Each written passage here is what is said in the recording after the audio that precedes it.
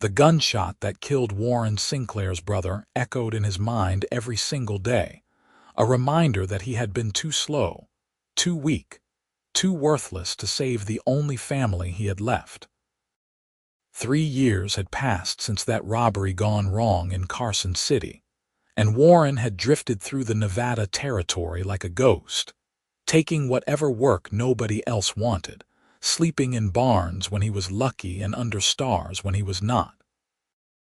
By the spring of 1882, he had landed in Goldfield, Nevada, a mining town that had seen better days, working as a stable hand for a man who paid him in whiskey and contempt. Warren was 29 years old and felt ancient. His hands were calloused from shoveling manure and hauling feed, his back perpetually sore from sleeping on hay bales, and his heart had become a dead thing in his chest. The other men in town ignored him, the women looked through him, and he had accepted that this was all he deserved. He had failed when it mattered most, and the world had judged him accordingly. The morning Natalie Harper arrived in Goldfield, Warren was mucking out stalls in the livery stable, his shirt soaked through with sweat despite the early hour. He heard the commotion outside, the rumble of wagon wheels and excited voices, but he did not look up. Newcomers passed through town all the time, prospectors chasing gold or families heading west to California. None of it concerned him. His employer, a sour-faced man named Dutch Coleman, came storming into the stable an hour later. "There's a woman outside needs help unloading her wagon. Get out there and make yourself useful for once." Warren wiped his hands on his trousers and stepped into the sunlight, squinting against the glare. The wagon was parked in front of the general store, piled high with crates and furniture. And standing beside it, directing two reluctant townsmen with a firmness that brooked no argument, was the most striking woman Warren had seen in years. She was not beautiful in the delicate way that men usually praised. Her face was strong-featured, her dark hair pulled back in a practical bun, and her dress was travel-worn and dusty. But there was something in the set of her shoulders, the determined lift of her chin, that made Warren pause. She looked like someone who had fought her way through hell and come out standing. "You going to gawk or you going to help?" Dutch barked from behind him. Warren approached the wagon, keeping his eyes down.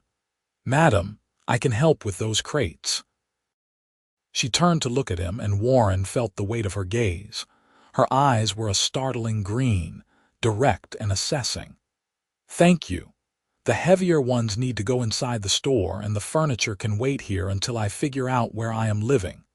Her voice was educated Eastern. Warren nodded and reached for the nearest crate, surprised by its weight. Books, he realized as the contents shifted. He carried it inside while the two townsmen wandered off, their help apparently exhausted. For the next 2 hours, Warren worked in silence, hauling crates and furniture while the woman directed him with quiet efficiency. She did not make small talk or ask his name, and he was grateful for that. When the wagon was finally empty, she wiped her brow and looked at him directly. "What do I owe you?" she asked.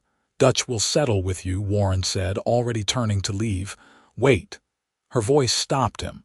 "What is your name?" He hesitated, surprised that anyone cared. "Warren Sinclair, madam.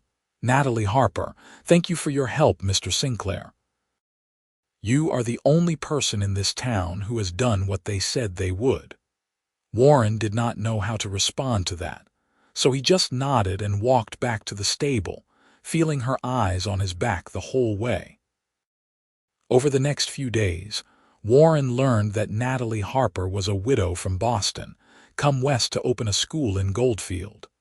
Her husband had died 2 years prior, leaving her with enough money to start fresh somewhere new. The town was skeptical. They already had a schoolteacher, an elderly man named Perkins who taught the few children whose parents cared about education. What did they need with an Eastern woman who probably could not handle the rough life of a mining town? Warren heard the gossip in the saloon where he occasionally spent his meager wages on cheap whiskey. The men laughed about how long she would last before running back east. The women whispered that she was putting on airs, acting like she was better than everyone else just because she had book learning. He did not see Natalie again for almost a week, until Dutch sent him to the general store to pick up a delivery of grain. She was inside, arguing with the store owner about the price of lamp oil. "That is twice what you charged last month," she said, her voice tight with frustration. "Prices go up, lady. You do not like it, buy your oil somewhere else." The store owner, a fat man named Gunderson, crossed his arms with smug satisfaction. Warren watched from the doorway as Natalie's jaw tightened. She pulled coins from her purse and set them on the counter with deliberate care, then picked up the small tin of oil and walked toward the exit. As she passed Warren, their eyes met, and he saw something in her expression that struck him in the chest. It was the look of someone who had expected better from the world and was learning, again, to be disappointed. That night, Warren could not sleep. He lay on his bed of hay, staring at the stable rafters, thinking about Natalie Harper. She reminded him of something he had forgotten, a time when he had believed that people could be decent, that the world was not just an endless series of betrayals and failures. His brother had been like that, always seeing the best in people, always believing that tomorrow would be better. And Warren had gotten him killed for that optimism. The next day was Sunday, and Warren had the morning off. He walked through town with no particular destination, his feet carrying him past the small church where some of the townspeople gathered for services. He had not prayed in 3 years, not since he had knelt beside his brother's body and begged God to take him instead. God had not answered then, and Warren saw no reason to ask for anything now. He found himself near the edge of town, where a small building sat empty. It had been a doctor's office once, before the doctor died of pneumonia the previous winter. Warren was about to turn back when he saw Natalie approaching the building, a ring of keys in her hand. She noticed him and paused. "Mr. Sinclair, good morning." "Madam," he said, touching the brim of his hat, "you are taking the old doctor's place. For the school, yes. Mr. Perkins teaches in the church basement, but I was told this space is available for lease." She unlocked the door and pushed it open, revealing a dusty interior with broken furniture and cobwebs. "I suppose it needs some work." Warren found himself saying, "I could help with that." Natalie turned to look at him, surprise clear on her face. "I cannot afford to pay much. I do not need much." The words were out before he could think about them, and Warren realized with a shock that he meant them. He did not know why he was offering, only that the thought of walking away felt wrong. Natalie studied him for a long moment, and Warren had the uncomfortable feeling that she was seeing past his dirty clothes and tired face to something deeper. Finally, she nodded. "All right. I would appreciate the help, Mr. Sinclair." They spent that day cleaning the building, sweeping out dust and hauling away broken furniture. Natalie worked alongside him without complaint, her sleeves rolled up and her hair coming loose from its pins. She did not talk much, but occasionally she would make an observation about the space or ask his opinion on where to place desks, and Warren found himself responding with more words than he had spoken in months. As the sun began to set, they stood together in the doorway, surveying their work. The place still needed repairs and paint, but it looked less like a tomb and more like somewhere people might actually want to be. "This is good," Natalie said quietly. "Thank you, Mr. Sinclair." "Warren," he said, surprising himself again. "You can call me Warren." She smiled, a real smile that reached her eyes. "Then you should call me Natalie." Walking back to the stable that night, Warren felt something he had not experienced in 3 years. It was not quite hope, not yet, but it was the memory of what hope felt like, a faint warmth in his chest that had nothing to do with the Nevada heat. Over the following weeks, Warren spent every spare moment working on the schoolhouse. Dutch grumbled about it but did not stop him, probably because Warren worked longer hours at the stable to make up for the time. Natalie was always there when he arrived, usually already working on some task, painting walls or repairing desks she had purchased cheap from a homesteader leaving town. They fell into an easy rhythm, working side by side with few words but growing comfort. Warren learned that Natalie had been a teacher in Boston before her marriage, that her husband had been a banker who died suddenly of a heart condition, that she had no family left and had chosen Nevada because she wanted to go somewhere she could make a real difference. "People in Boston already have everything they need," she said one afternoon while they were painting the window frames. "Out here, education can change lives. Children can learn to read and write, learn about the world beyond this town. That matters." Warren, who had barely made it through 6th grade himself before his father pulled him out to work, just nodded. But he understood what she meant. His brother had loved reading, had taught himself from newspapers and dime novels, and he had always talked about the places he wanted to see, the things he wanted to do. Education had given him dreams, even if those dreams had died with him. One evening, as they were closing up the schoolhouse, Natalie turned to Warren and said, "Can I ask you something?" He tensed, waiting for the question he dreaded. "Where are you from? Why are you working in a stable? What happened to make you look so haunted?" But instead she asked, "Why are you helping me? Everyone else in this town has made it clear they think I am wasting my time." Warren looked down at his paint-stained hands. "I guess I think what you are doing matters." "But why?" Natalie pressed gently. "You barely know me." He was quiet for a long time, struggling with words that did not come easily. Finally, he said, "I had a brother once. He was smart, always reading, always wanting to learn. He would have liked what you are doing here. He would have thought it mattered." Natalie's expression softened. "What happened to him?" "He died 3 years ago." Warren's voice was rough. "And it was my fault." He expected her to pull away, to make excuses and leave. That was what people did when they learned you were broken. But Natalie just looked at him with those clear green eyes and said, "I am sorry." That must be a heavy burden to carry. Something in Warren's chest cracked open. "I was supposed to protect him. That was the one thing I was good for, and I failed." "Is that why you are here, punishing yourself?" The question was too direct, too close to the truth. Warren turned away. "I should get back."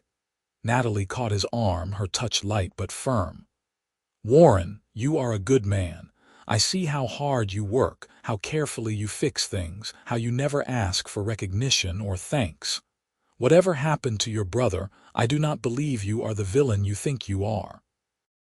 Warren wanted to argue, to explain that she was wrong, that he was exactly the failure he knew himself to be. But the warmth of her hand on his arm and the certainty in her voice made the words die in his throat. He just nodded and left, his heart pounding in a way that had nothing to do with fear. The schoolhouse opened in early June with 7 students, children of miners and shopkeepers whose parents were willing to give Natalie a chance. Warren watched from across the street as she stood in the doorway, greeting each child by name, her face bright with hope and purpose. He felt a strange pride, as if he had accomplished something just by helping her build this. But over the next few weeks, he saw less of Natalie. She was busy with teaching, and he was busy with the stable. Sometimes he would see her walking through town with books under her arm, or talking to parents about their children's progress. She always smiled and waved when she saw him, but they did not have time to talk the way they had before. Warren told himself it was better this way. Natalie was educated, respectable, a widow with prospects. He was a stable hand who drank too much and slept in hay. Whatever moment they had shared while building the school was over, and it was foolish to think it had meant anything more than simple kindness. Then one night in late June, Dutch came into the stable where Warren was settling the horses for the night. "You got a visitor," he said with a strange look on his face. Warren followed him outside and found Natalie standing in the street, her arms wrapped around herself despite the warm evening. When she saw him, relief flooded her face.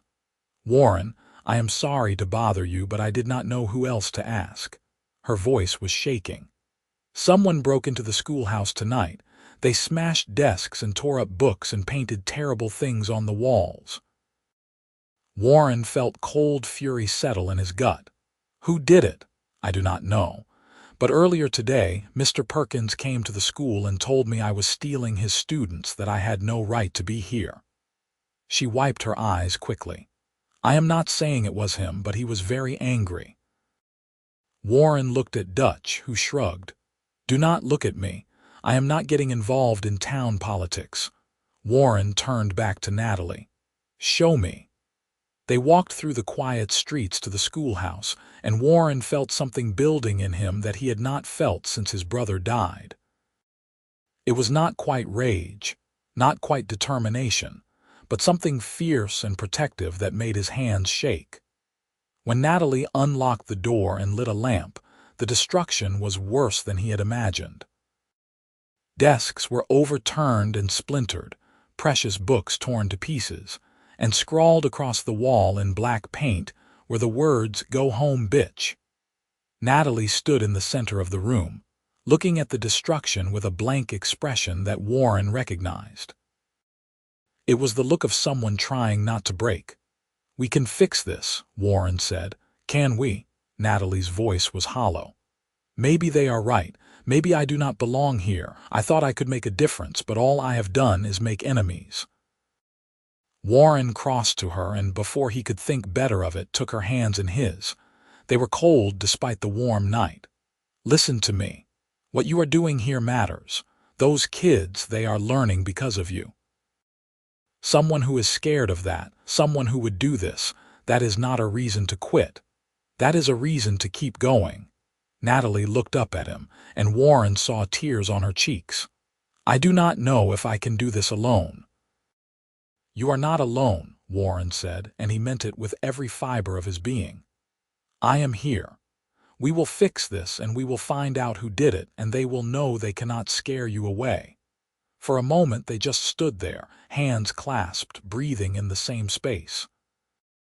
Then Natalie stepped forward and wrapped her arms around Warren, her face pressed against his chest.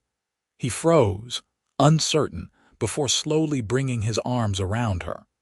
She was warm and real and trusting him with her fear, and Warren felt something inside him shift and settle into place. "Thank you," she whispered. "Thank you for being here." Warren held her tighter, his chin resting on the top of her head, and for the first time in 3 years he felt like maybe he was worth something after all. They spent the rest of the night cleaning up the worst of the damage, working in determined silence. By dawn, the hateful words were scrubbed from the walls, the books were sorted into salvageable and ruined piles, and the broken desks were stacked outside. Warren sent word to Dutch that he would not be at the stable that day, ignoring the man's angry response, and spent the morning repairing what he could. Parents started arriving around midday, bringing their children for lessons. When they saw the destruction, word spread quickly through town. Some people shook their heads and left, but others stayed, rolling up their sleeves to help. A miner's wife brought paint to cover the stains on the wall. A shopkeeper donated paper and pencils to replace what had been destroyed. By afternoon, the schoolhouse looked rough but functional, and Natalie held class sitting on the floor with her students gathered around her. Warren watched from the doorway, exhausted but satisfied. He saw the way Natalie's face had regained its determined set, the way she engaged with each child as if nothing had happened. She was stronger than anyone gave her credit for, and he admired that strength more than he could express. Over the next week, Warren made it his business to find out who had vandalized the school. He talked to people who would not normally give him the time of day, asking careful questions and listening to gossip. What he learned was that Perkins had been at the saloon the night of the vandalism, too drunk to cause trouble. But two of his older students, boys of 17 or 18 whose parents wanted them working instead of learning, had been seen near the schoolhouse that evening. Warren brought this information to the town marshal, a lazy man named Hodges who mostly concerned himself with breaking up fights at the saloon. Hodges listened with barely concealed disinterest and said, "Boys will be boys. No real harm done. No real harm." Warren felt his anger rising. "They destroyed property and threatened a woman. That is a crime." Hodges looked at him with open contempt. "Since when do you care about crime, Sinclair? Way I hear it, you were involved in that robbery in Carson City that got your brother killed. Maybe you should worry about your own sins before pointing fingers." The words hit Warren like a physical blow. He had known people talked, but hearing it said out loud made the shame burn fresh. He left the marshal's office feeling defeated, the old familiar worthlessness settling back over him like a shroud. When he arrived at the schoolhouse that evening to continue repairs, Natalie took one look at his face and asked, "What happened?" Warren told her about the boys and the marshal's refusal to do anything.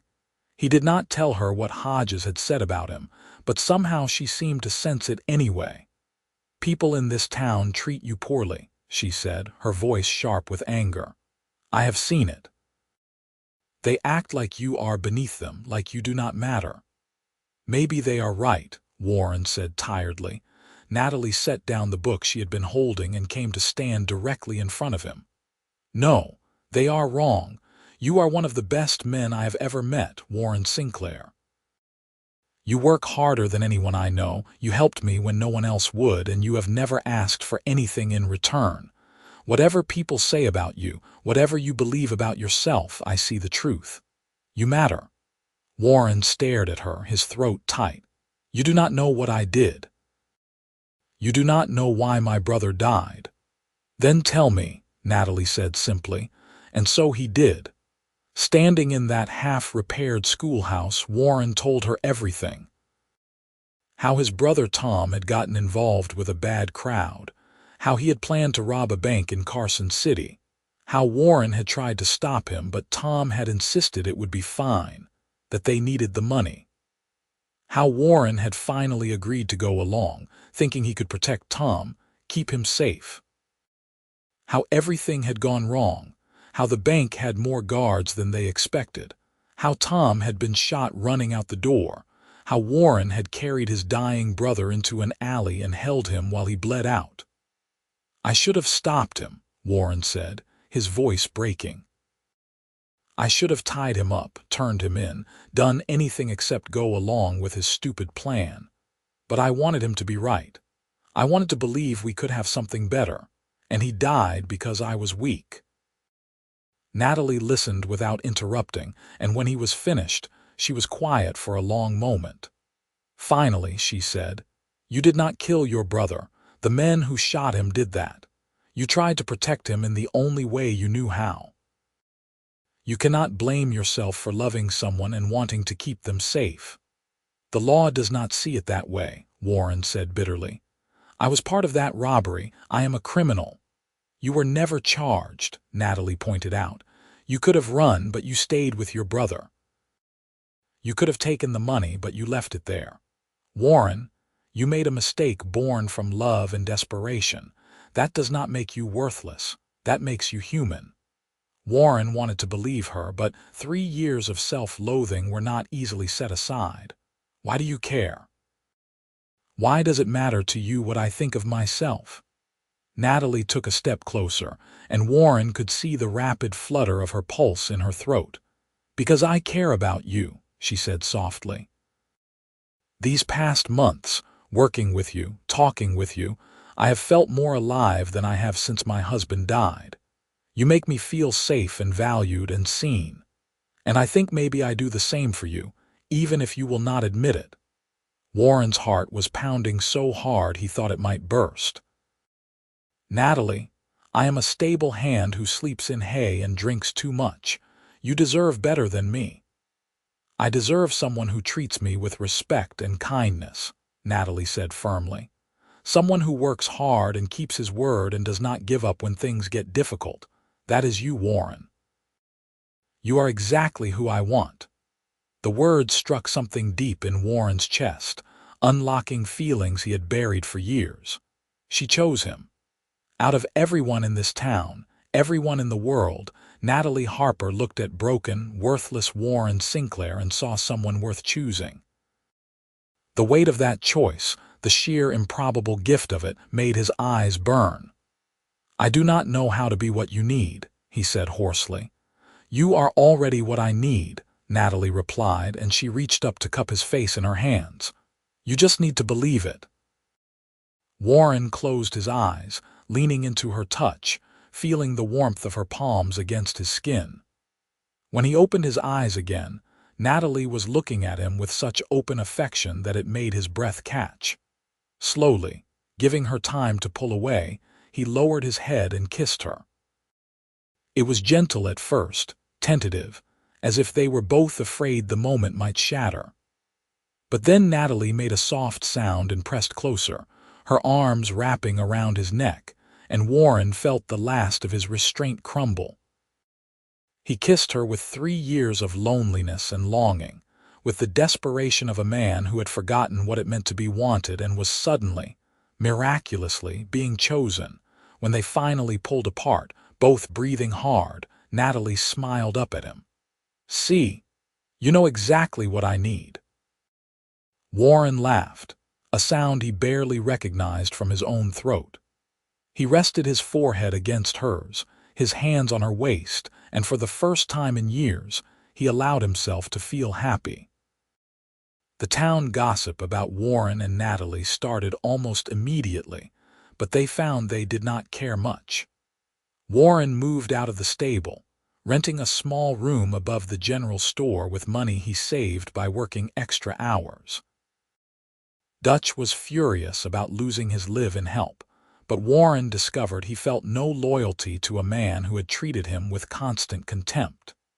He found better work at the livery stable on the other side of town, where the owner paid fair wages and treated him like a person. Warren and Natalie were careful to maintain propriety, always meeting in public places or at the schoolhouse where others could see them. But their courtship was intense and swift, fueled by the knowledge that they had both already lost too much time to fear and grief. They would walk through town in the evenings, talking about everything and nothing. Natalie told him about growing up in Boston, about her parents who had died when she was young, about her marriage to a kind but distant man who had loved his work more than her. Warren told her about his childhood on a struggling farm, about his father's death when he was 15, about the years he and Tom had spent drifting through the territories trying to find their place. "You think Tom would have liked me?" Natalie asked one evening as they sat on the steps of the schoolhouse, watching the sun set over the desert. Warren considered the question seriously. "He would have loved you. He always said I needed someone to keep me in line, someone smarter than me who would not let me give up on myself." "Then I wish I could have met him," Natalie said softly. "Anyone who loved you that much must have been special." Warren felt the familiar ache of loss, but it was different now, softer around the edges. "He was, but I think he would be happy knowing I found you." Natalie leaned her head against Warren's shoulder, and they sat in comfortable silence as the stars began to emerge overhead. Warren felt a contentment he had never experienced before, a sense that maybe, finally, he was exactly where he was supposed to be. The trouble with the vandalism resurfaced in late July, when one of the boys involved, emboldened by the marshal's indifference, started harassing Natalie's students. He would wait outside the schoolhouse and throw rocks at the younger children, calling them names and threatening to do worse. When Warren heard about it, he felt the old protective fury rise up in him. He found the boy, a hulking youth named Jessup, loitering near the saloon. "Leave the school alone," Warren said flatly. "Leave Natalie and her students alone, or you will answer to me." Jessup laughed. "Or what?" "You will rob another bank. Everyone knows what you are, Sinclair. You are a coward who let his brother die." Warren's fist connected with Jessup's jaw before he could think about it. The boy went down hard, blood streaming from his split lip. Warren stood over him, breathing hard, his knuckles throbbing. "Stay away from the school," he repeated. Jessup scrambled to his feet and ran, and Warren turned to find half the town watching from doorways and windows. He expected condemnation, expected the marshal to finally take an interest and throw him in jail. But instead, a minor Warren barely knew nodded approvingly. About time someone stood up to that little bastard. Others murmured agreement, and Warren realized that Natalie was not the only one who had seen his worth. By standing up for something that mattered, by protecting children instead of wallowing in his past, he had earned a measure of respect. When he told Natalie what had happened, she was torn between concern and approval. "I do not want you getting in trouble on my account," she said. "I am not," Warren assured her. "I am doing what is right. There is a difference." Natalie smiled and kissed him, and Warren felt his world shift a little more into place. In August, Natalie's lease on the schoolhouse came up for renewal, and the owner, encouraged by the school's success, offered to sell her the building outright for a reasonable price. Natalie sat in her small rented room above the seamstress shop, looking at the contract with a mixture of hope and fear. "If I buy it, I am committing to staying here permanently," she told Warren. "No going back to Boston, no second chances." "Is that what you want?" Warren asked. "To stay here?" Natalie looked at him, her green eyes searching his face. "That depends. Are you planning to stay?" Warren took her hand, his thumb tracing circles on her palm. "I go where you go, Natalie. If you stay in Goldfield, I stay. If you decide to leave tomorrow, I will pack my things and follow." "You are my home now."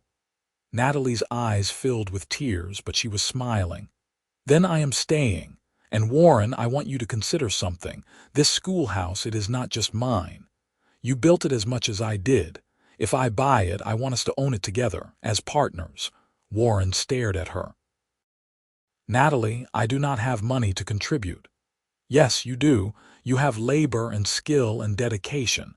That is worth more than money." She squeezed his hand. "Say yes, Warren. Build this life with me." Warren felt something in his chest expand, something bright and terrifying and wonderful. "Yes," he said. "Yes, I will build this life with you." They signed the papers together in September, witnessed by the owner and a lawyer from a neighboring town. Walking out of the lawyer's office, Warren felt like he was floating. He owned something. He had built something that mattered. And he had a partner who believed in him enough to tie her future to his.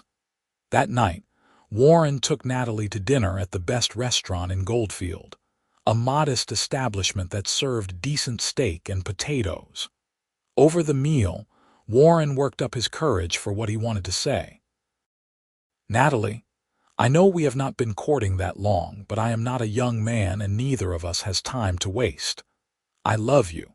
I love your strength and your kindness and the way you see good in people even when they do not deserve it. I want to spend the rest of my life proving that I am worthy of the choice you made when you picked me." He pulled a small box from his pocket and opened it, revealing a simple gold band with a single small diamond. It had cost him every penny he had saved, but it was worth it to see Natalie's face light up with joy. "Natalie Harper, will you marry me?" Natalie was crying openly now, nodding before she could speak. "Yes. Yes, Warren, I will marry you. I love you so much." Warren slipped the ring onto her finger and she launched herself at him, kissing him in front of everyone in the restaurant. There were whistles and applause, and for once, Warren did not care who was watching or what they thought. He was happy, truly happy, for the first time since Tom died. They were married in October in the small church, with most of the town in attendance. Natalie wore a simple blue dress and carried wildflowers, and Warren wore a new suit that Natalie had insisted on buying him. The preacher, a kindly old man who had been one of Natalie's first supporters, spoke about love and redemption and second chances, and Warren felt every word settle into his bones. When the preacher said, "You may kiss your bride," Warren cupped Natalie's face in his hands and kissed her with all the love and gratitude he felt. She was his wife. He was her husband. They had built something real together, and no one could take that away. The reception was held at the schoolhouse, which Natalie insisted was the most appropriate place since it was where their partnership had begun. People brought food and music, and they danced in the space that had once been filled with destruction, but was now filled with joy. Warren danced with his wife, holding her close, and thought about Tom. He hoped his brother was somewhere watching, seeing that Warren had finally found his way to something good. They spent their wedding night in the small house they had rented at the edge of town, a two-room structure that was humble but theirs. Natalie stood in the lamplight, her hair loose around her shoulders, and smiled at Warren with such love that it made him ache. "I am the luckiest man alive," Warren said, crossing to her. "We are both lucky," Natalie corrected, pulling him down for a kiss. "We found each other when we both needed someone to believe in us." They made love slowly, tenderly, learning each other's bodies with reverence and joy. Warren had been with women before, but this was different. This was intimate and real, a joining that went beyond physical pleasure to something deeper. Afterward, they lay tangled together, and Warren traced patterns on Natalie's bare shoulder, still hardly believing this was his life now. "I forgot what it felt like," he said quietly. "To be wanted, to matter to someone. I thought I would spend the rest of my life alone, punishing myself for what happened to Tom." Natalie turned in his arms to face him. "You matter to me more than anything. You are not the person you were 3 years ago, Warren. You are not the man who made a mistake out of love and desperation. You are the man who helped a stranger build a school, who stood up for children, who chose to keep living even when it hurt. That is who you are now." Warren kissed her forehead, her nose, her lips. "I love you, Natalie Sinclair." "I love you, Warren Sinclair," she whispered back. The months that followed were the happiest of Warren's life. He and Natalie fell into a comfortable routine, waking early to have breakfast together before Natalie went to teach, and Warren went to work at the livery. In the evenings, they would come together at the schoolhouse, where Warren would make repairs or build new furniture while Natalie graded papers and planned lessons. They would walk home together in the twilight, talking about their days, making plans for the future. The school continued to grow, adding more students as word spread about Natalie's skill as a teacher. Warren took pride in every child who learned to read, every parent who thanked Natalie for opening doors their children had never known existed. He understood now what Tom had seen in education, the way it could transform lives and create possibilities. In the spring of 1883, Natalie told Warren she was pregnant. He felt a shock of joy so intense it brought tears to his eyes. They were going to have a child, a whole new life they would create together. Warren thought about his own difficult childhood, about the things his father had done wrong, and swore he would be better. He would be the kind of father who was present and loving, who supported his children's dreams instead of crushing them. Natalie was radiant during her pregnancy, even as she continued teaching until the last possible moment. The townspeople, who had once been skeptical of her, now rallied around them, bringing gifts and advice and good wishes. Warren worked extra hours to save money for the baby, building a cradle with his own hands from smooth pine wood. Their son was born in December, a healthy boy with Warren's dark hair and Natalie's green eyes. They named him Thomas after Warren's brother, and Warren held his son for the first time with shaking hands and an overflowing heart. "Hello, Tommy," he whispered, staring at the tiny perfect face. "I am your father, and I promise I am going to do right by you.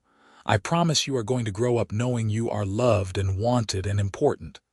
Natalie, exhausted but smiling from the bed, reached out to touch Warren's hand. "He is beautiful. He is perfect. He is ours," Warren said in wonder. "He is really ours."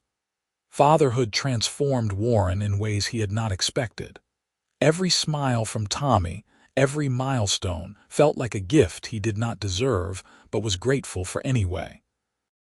He was a devoted father, coming home from work to play with his son, reading to him from Natalie's books even though Tommy was too young to understand. He wanted his son to grow up surrounded by love and learning, to have all the opportunities Tom had dreamed of. Natalie returned to teaching when Tommy was 3 months old, and Warren arranged his work schedule so he could watch his son during school hours. He became a familiar sight in town, the tall, stable hand with a baby strapped to his chest, going about his errands while Tommy slept or gurgled happily. People who had once ignored, Warren now stopped to admire his son, to ask how Natalie was doing, to chat about the weather or town news. He realized he had become part of the community in a way he never had before. He was not just Warren, the former criminal, the man who let his brother die.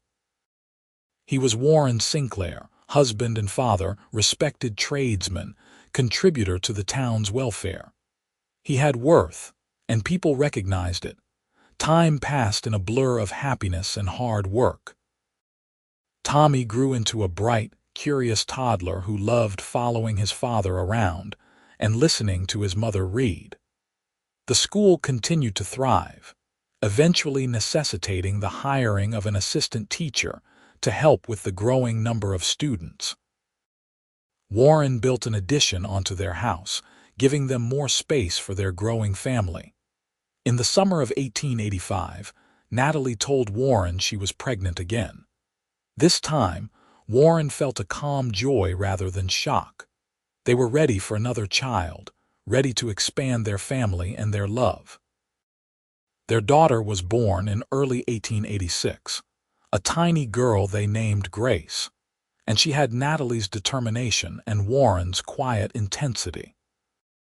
Warren would sit in the evenings with Tommy on one knee and Grace cradled in his other arm, reading to them while Natalie prepared dinner, and think about how impossible this life would have seemed just 4 years ago. He had gone from a broken man sleeping in a stable to a husband and father with a family he adored and work that mattered. The transformation was so complete that sometimes he barely recognized his former self. The years continued to roll forward, bringing the usual mix of joys and challenges. The school expanded again, eventually taking over a second building. Warren left the livery stable to work full-time maintaining the school and helping Natalie with administrative tasks. He taught himself bookkeeping and correspondence, determined to be useful in every way he could. Tommy started attending his mother's school when he was 6, and he proved to be as passionate about learning as his Uncle Tom had been. Warren watched his son read with fierce concentration, absorbing knowledge like a sponge, and felt proud in a way that went beyond words. He was raising a boy who would have choices, who would not have to drift through life searching for purpose the way Warren had Grace, when she was old enough, proved to be more interested in practical matters, wanting to help her father build and repair things. Warren taught her carpentry and basic engineering, ignoring the raised eyebrows from townspeople who thought a girl should be learning needlework instead. Natalie supported his decision completely, reminding anyone who objected that education came in many forms. In 1889, when Warren was 36 and Natalie 33, they added a third child to their family, another son they named James. By this time, Goldfield had grown from a struggling mining town to a prosperous community, and the school was its pride, educating over 60 children and serving as a model for other towns in the territory. Warren sometimes thought about his brother during quiet moments, wondering what Tom would think of the life Warren had built. He hoped Tom would be proud, would understand that Warren had finally found a way to honor his memory. The guilt was still there, muted but present, but it no longer defined him. He had learned to carry it alongside his happiness, to accept that he could be both the man who failed his brother and the man who succeeded in building something beautiful. One evening in the fall of 1890, Warren and Natalie sat on the porch of their house, watching their children play in the yard. Tommy, now 7, was reading to Grace and James, acting out the story with dramatic gestures that made his siblings giggle. The sun was setting, painting the desert in shades of gold and orange, and a cool breeze brought relief from the day's heat. "Do you ever regret it?" Warren asked quietly. "Choosing me, I mean. You could have had someone better, someone who did not come with all my baggage." Natalie took his hand, lacing her fingers through his. "Never. Not once. You are exactly who I needed, Warren. You taught me that being wanted and being worthy are not about perfection. They are about showing up, working hard, and loving with everything you have. You do that every single day." Warren raised her hand to his lips, kissing her knuckles. "You gave me my life back. You made me remember that I was worth something, that I could be more than my worst mistake. I do not know how to thank you for that." "You thank me by being exactly who you are," Natalie said, resting her head on his shoulder. "By being the man who built a school with me, who loves our children fiercely, who never gives up even when things are hard. That is enough, Warren. You are enough." They sat in comfortable silence, watching their children and the sunset, and Warren felt a peace he had never imagined possible. He thought about the man he had been 8 years ago, sleeping in a stable and believing he had nothing left to live for.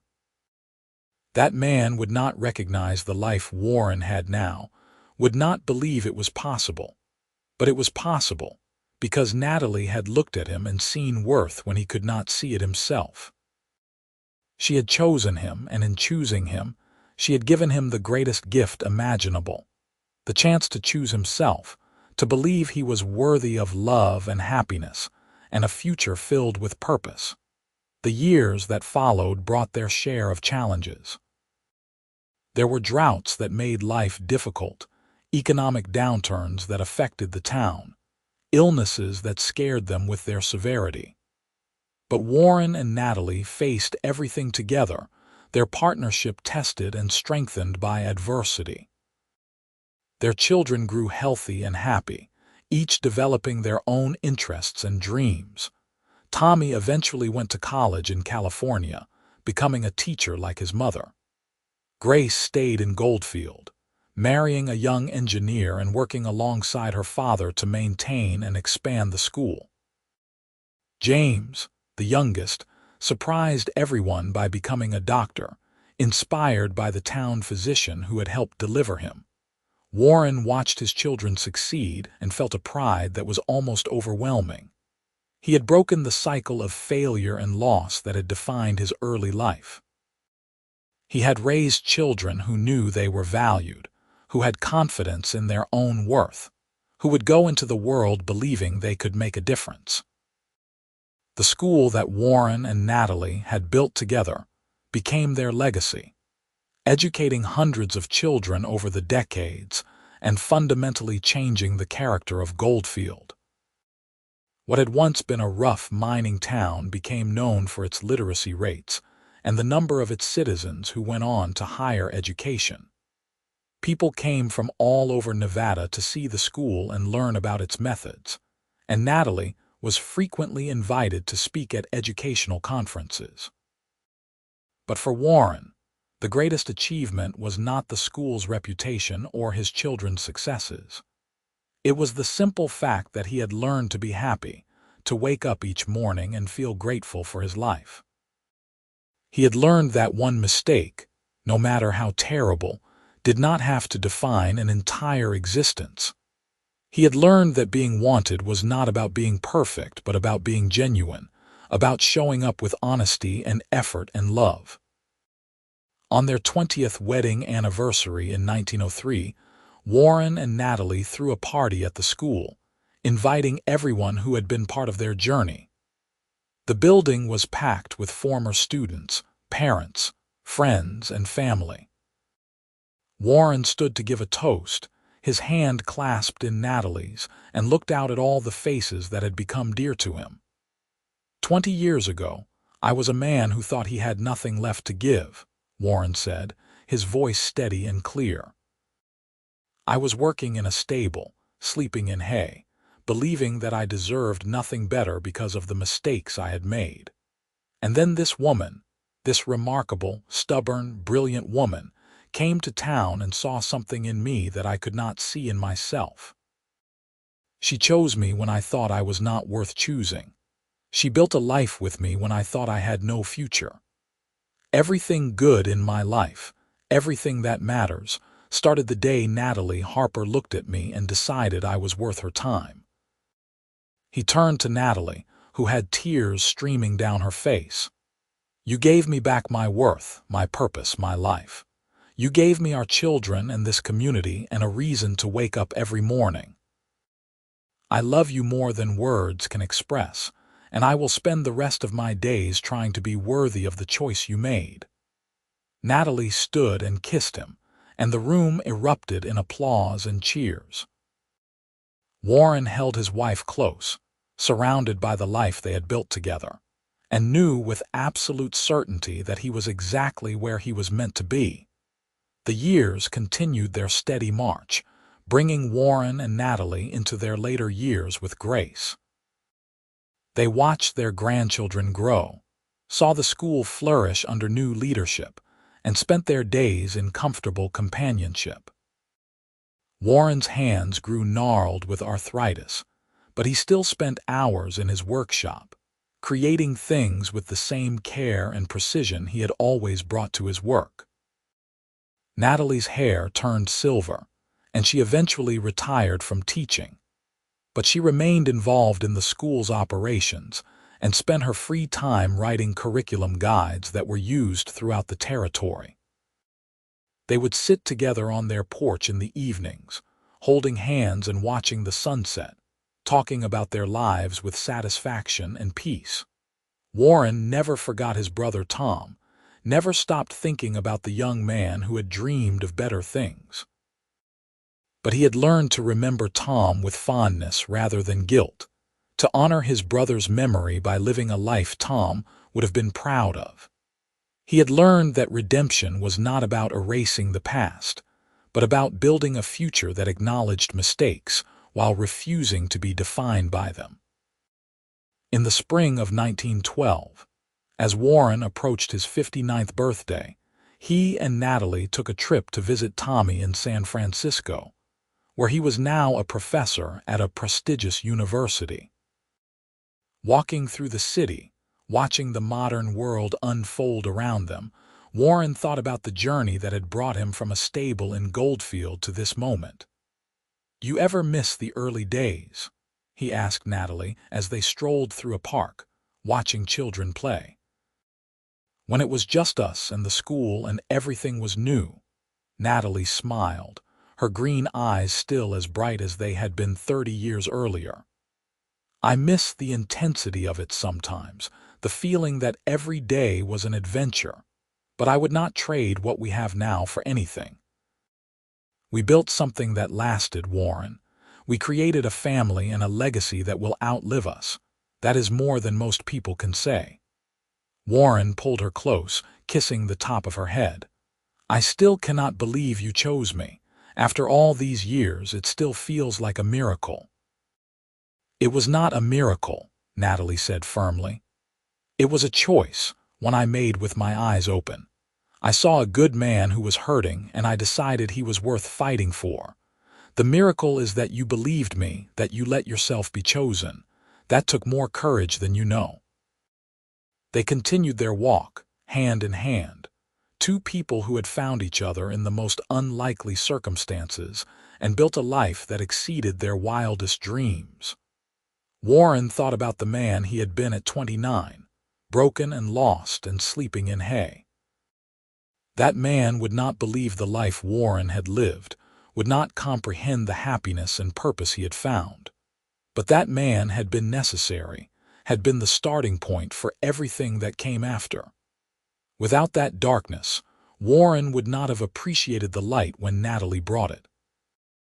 Without hitting bottom, he would not have understood the value of being lifted up. His journey, as painful as it had led him exactly where he needed to be.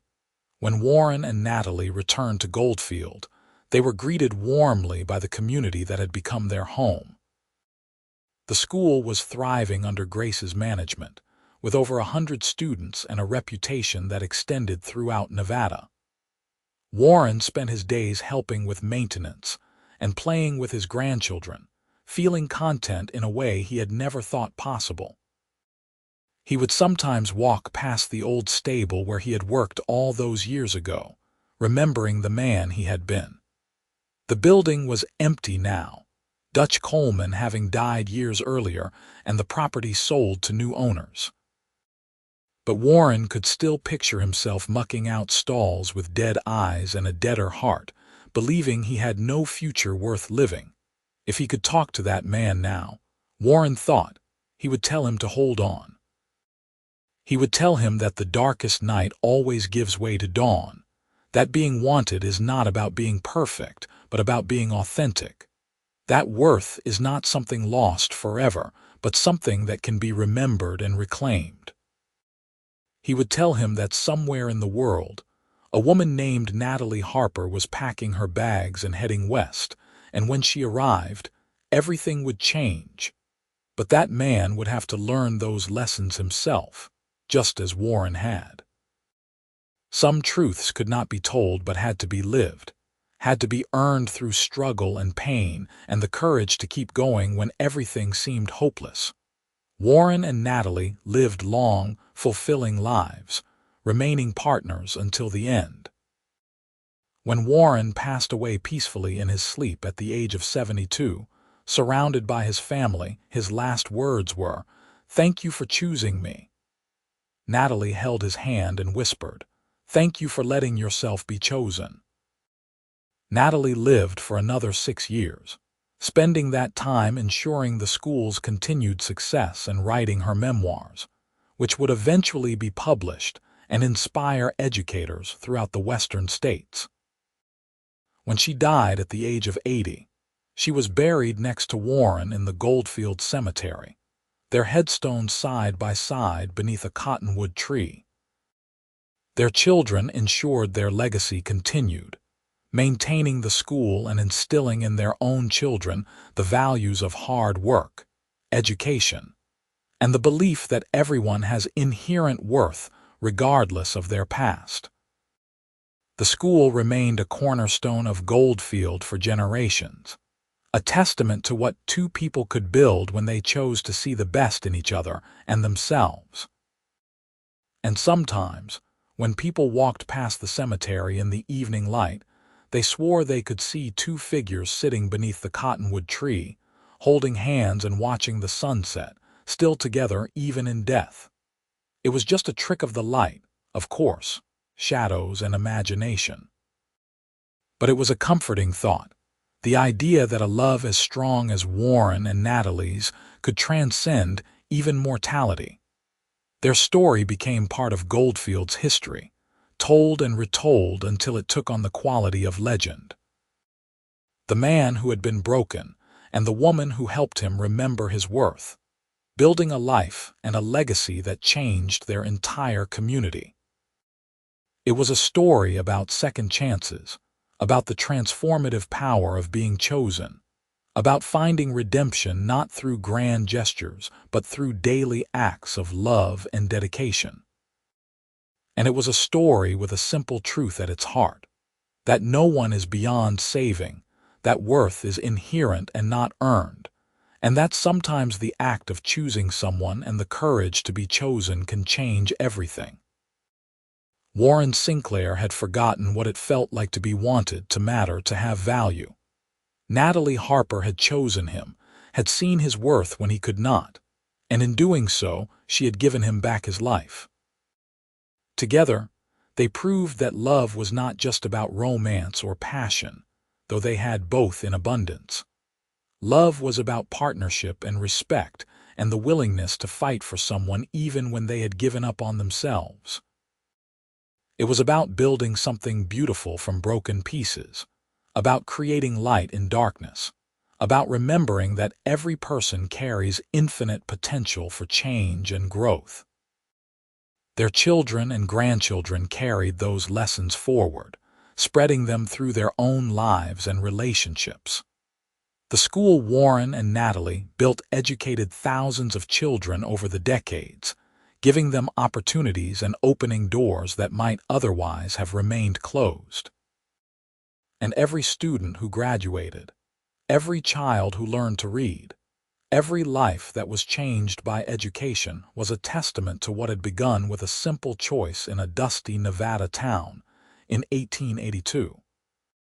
Warren's journey from despair to happiness, from worthlessness to value, from loneliness to love, became a symbol of hope for anyone who felt lost or broken. His story proved that it was never too late to start over, that one person's belief could spark transformation, that the darkest pasts could give way to the brightest futures. And in the end, that was the true legacy of Warren and Natalie Sinclair. Not just a school or a family, but the enduring truth that being wanted, being chosen, being valued could change everything. That sometimes all it took was one person willing to look past the surface, to see potential where others saw failure, to choose love when logic suggested otherwise. Their story ended not with drama or tragedy, but with the quiet satisfaction of lives well lived, of love that lasted, of worth remembered and never forgotten again. And that, perhaps, was the most powerful ending of all.